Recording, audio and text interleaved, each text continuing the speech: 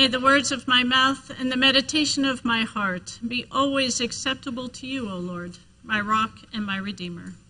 Amen. Please be seated. John's gospel opens with revelation. The word became flesh and dwelled among us. Throughout this gospel, we see people like Nicodemus encounter Jesus and slowly move from darkness to light, from not understanding toward realization. Like those who walked with Jesus 2,000 years ago, we become witnesses to the divine signs, the crumb trail Jesus leaves for us to know him and to believe. In this Maundy Thursday reading from John's Gospel, we see a poignant final meal among Jesus and his disciples. When the meal concludes, Jesus' suffering will begin. Only Jesus knows that this is his final meal on earth, that his hour had come. Jesus isn't dining at some quaint restaurant with a 5-star Yelp review. He is dining privately with his friends, those who've walked with him during this 3-year ministry. They have come to know him well. They were with him when he learned that his friend Lazarus had died. They watched him weep. Jesus knows the heartache of human death. He knows how his friends will soon feel. During supper, Jesus gets up from the table, takes off his outer robe, and ties a towel around himself.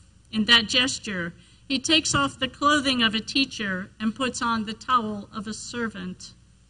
For those of us who have the benefit of reading the full gospel, we see a repeating theme.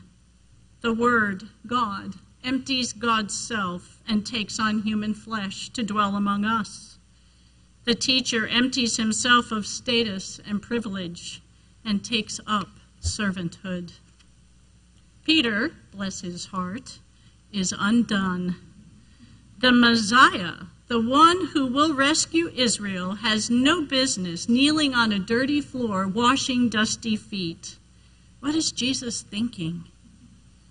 When Jesus comes to Peter's feet, he says, "No way." I get what Peter is saying. In my lifetime, there have been a few special mentors, people who have truly influenced my life. It's hard for me to imagine any one of them kneeling in front of me, washing my feet after a long day of hiking.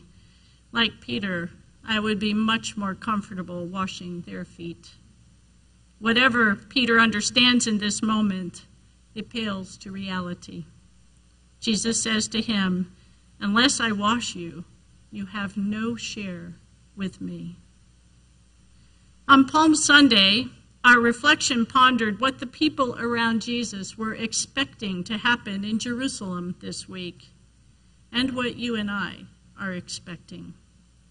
The disciples expect Jesus to come unto his power, yet still they imagine this power in human terms.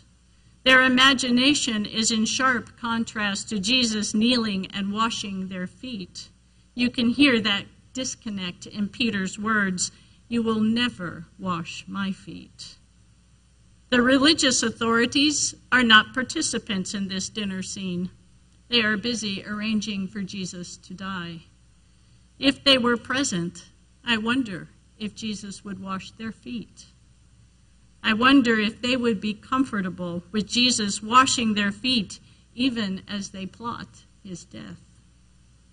I wonder what we learn about ourselves as we give our less than perfect feet to Christ. What is this servant love that looks up into our eyes? What is Christ teaching us in this moment? Is it what we're expecting? George Burns is given credit for the line, "Love is a lot like a toothache. It doesn't show up on an x-ray, but you know it's there." So without an x-ray, I circled back to Jesus' last meal, looking for signs of his love. First, I saw radical hospitality. Judas is among the disciples present for this meal. The others may not know what will happen tonight. Judas may not even know what will happen tonight.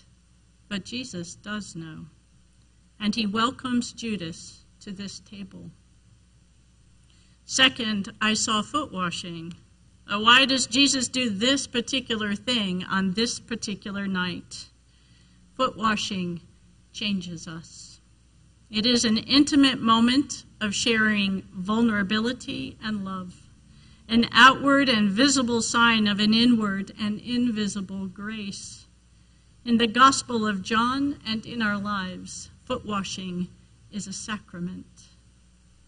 When Jesus kneels to wash feet, he washes the feet of Judas and Peter and all the others. He loves the one who will betray him and the one who will deny him. He loves them all to the end. And then he gives the disciples and us a new commandment, to love one another as he loved us. It's a tall order.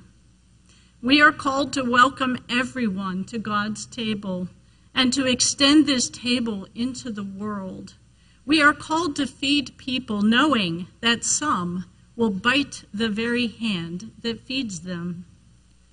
The cross that Jesus invites us to take up is the cross of love.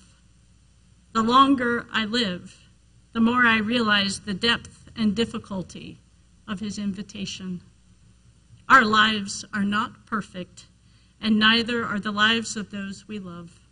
It is not easy to love those who have hurt us or to own the hurts we have caused. Maundy Thursday offers us a moment to pause and reflect on the radical welcome and invitation of Jesus. He did not take up this cross for himself, but for the brokenness of creation, of you and of me. He did not do this in anger or disappointment.